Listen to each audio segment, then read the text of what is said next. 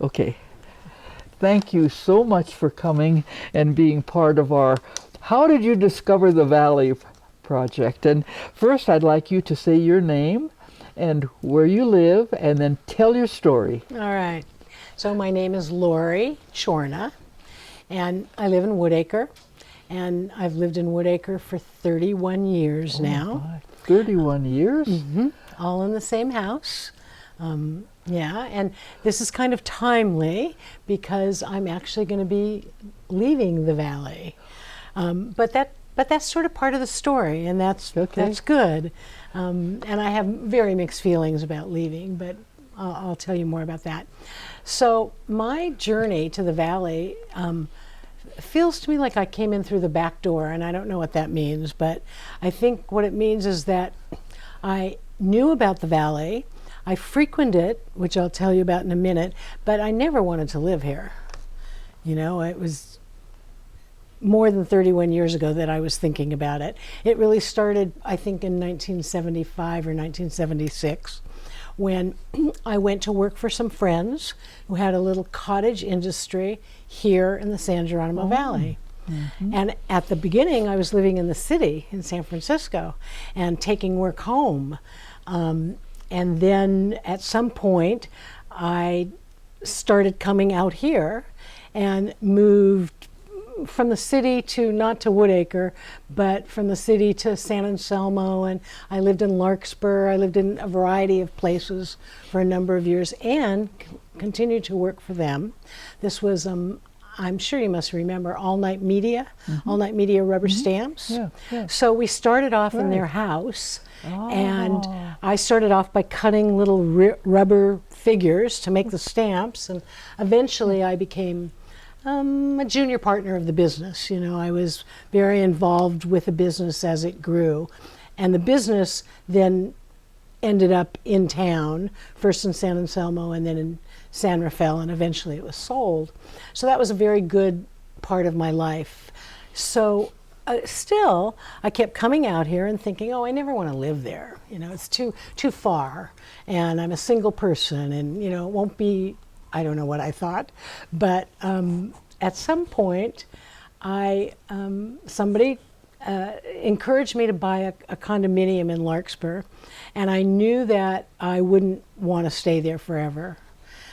And living there and continuing to come out to the valley made me realize I didn't want to really live in an apartment. And that was a real turning point for you. Absolutely, yes, absolutely. And I actually sold that apartment condominium without having a place to live because they were going to redo the roofs, and I'd have to move out for 2 weeks anyhow and take my furniture out, and I thought that's kind of ridiculous. So I actually sold it and did some house sitting and looked for places in San Anselmo. I was sure that that's where I wanted to live. I wanted to be able to walk to town and get a coffee in the morning and all that. Except that every house I looked at, you could see what people were eating for breakfast next door. You know, if you stood in your bedroom, you could see it was so close. And so I was inching out here. And really what happened in that year is I did some house sitting for friends out here. Okay. And I by that time I had really known the valley much better. I mean, Bob and Marilyn were still living here, but work was in town, but I knew a variety of people.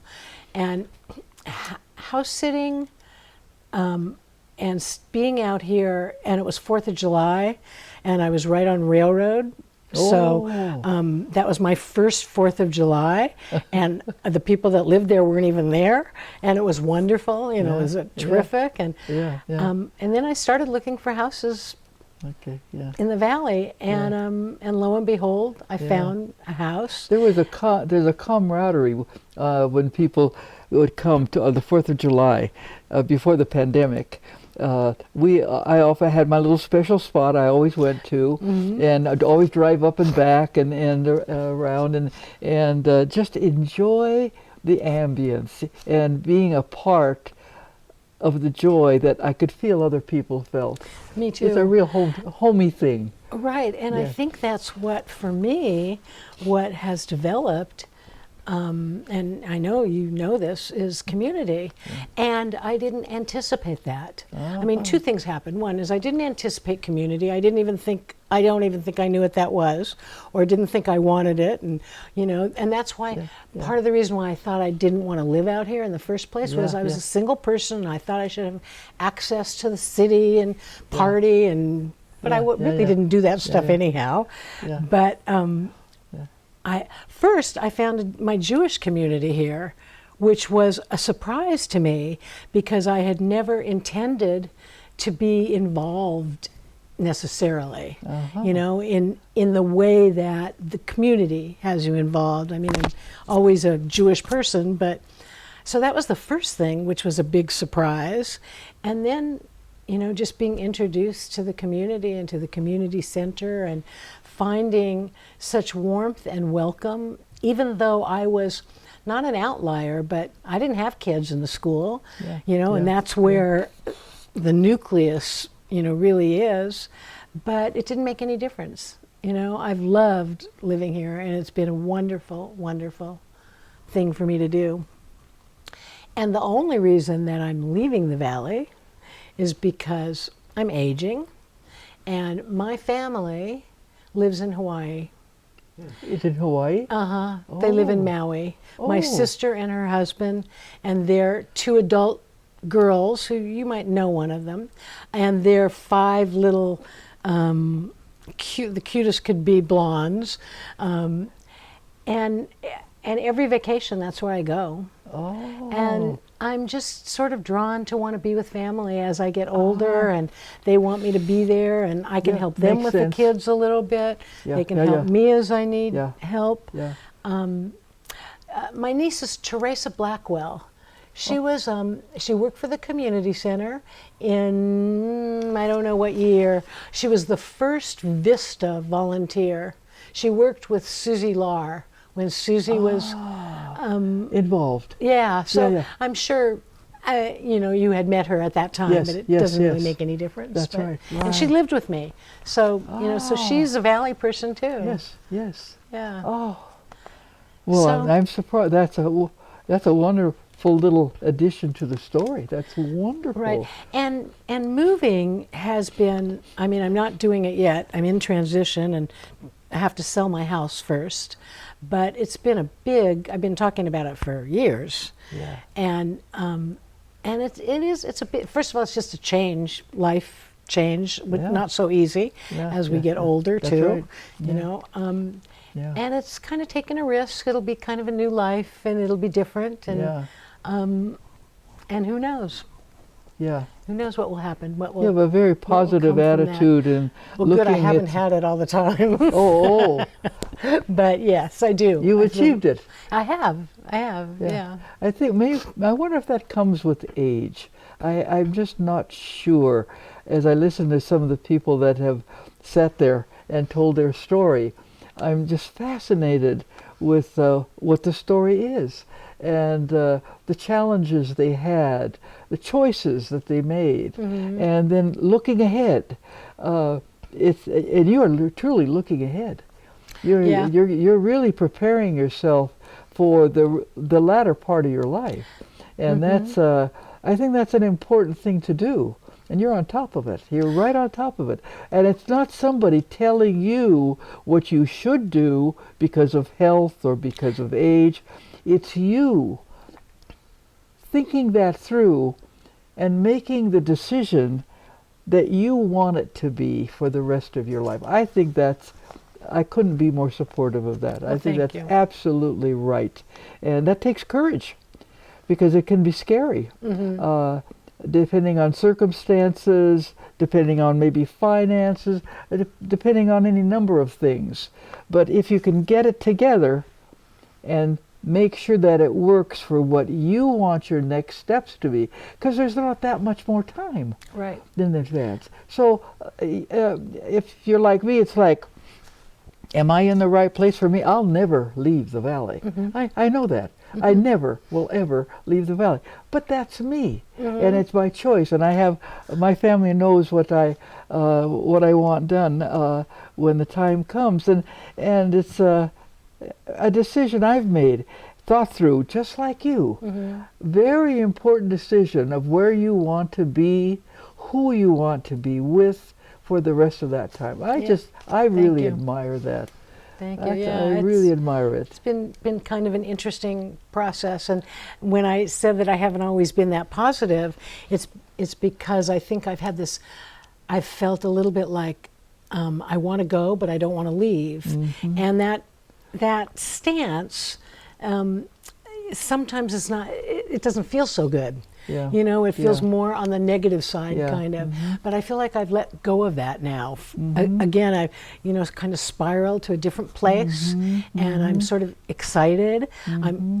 I'm very concerned about getting rid of all the stuff I have to get rid of. Nobody seems to want it, you know, and I can't take it with me. It's too much stuff, and you know, and some of it I've had for a very long time, including things that my mother had. You know, so you know, but when it gets down to it, I don't know, you know, I'll get rid of it, even though it makes me nervous right now. Like, how am I going to get all this done, and how am I going to go through all my files, and you know, but it'll happen. Yes, it will happen. Yeah, you have. It's hard to let go, I think, of some of those things.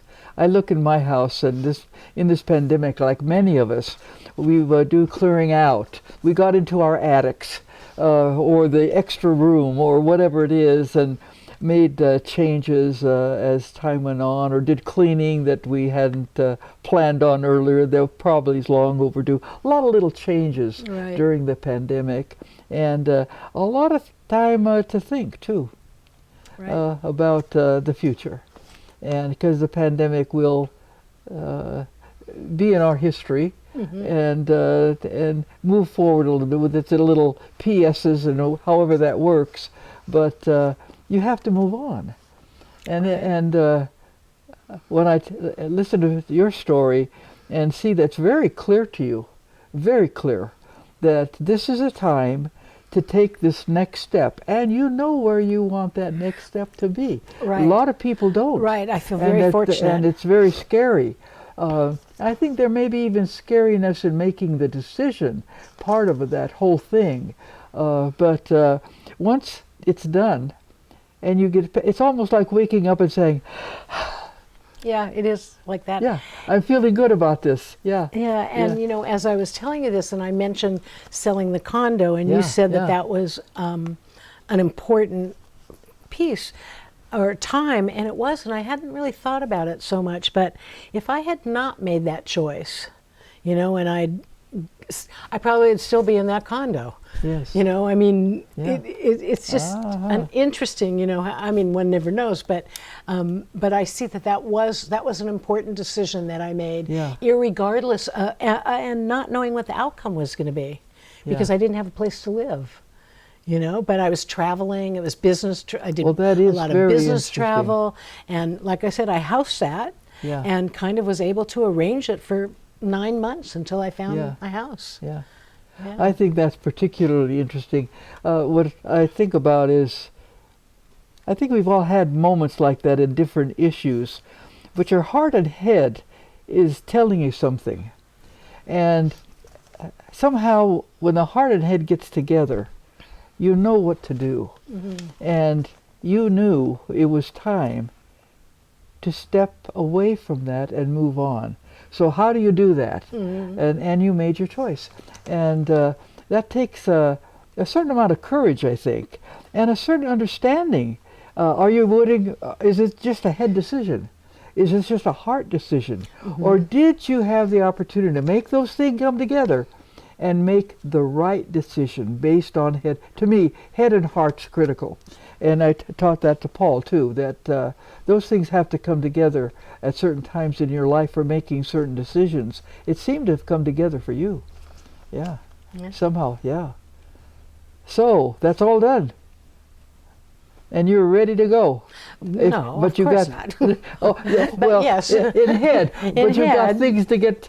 Right, Yeah. things to get Oh, taken care of. Yeah. That's the next challenge. And I think too, you know, with age comes the knowing that any day things can change. Oh, yeah. You know, besides things, I mean, any day things can change. That's right. In That's a right. minute, Yeah. our lives change, and we see that around us. We see That's people right. get injured, we see Oh, yeah. death, Yeah. etc.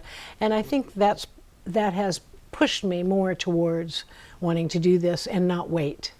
Because I kind of felt like eventually I'm going to get there, but I don't want to wait until I can't get out of my house, until I have a mobility issue, or until my driveway is too steep to drive, you know, or whatever it is.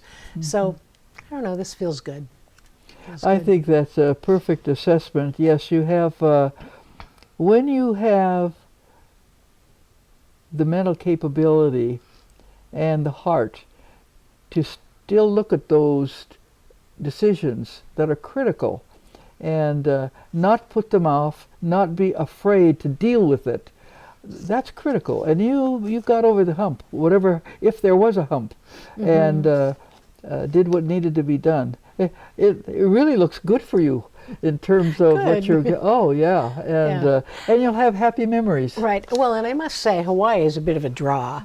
I don't know if they lived in North Dakota, I'd be moving there so fast. You know. Yeah. But and it turned out, you know, that my sister and brother-in-law are there, and both of their daughters, and the two daughters and all the kids and the husbands all live together. Oh. Kind of by a fluke, but they do, and it works out wonderful, and it's wonderful to see them. They co-parent, they are very loving, they don't seem to have a lot of dysfunction. They seem to be pretty normal, natural people and enjoying a good life. And you're going to be a part of it. Right. I can't think of a better note to end this interview on, Paul, than hearing that positivity and not only how you got to the valley, but your next steps with treasured memories, I'm sure. Thank you very much for coming. Thank you too. Yeah. So when is this? How is this gonna? Is it gonna be presented or?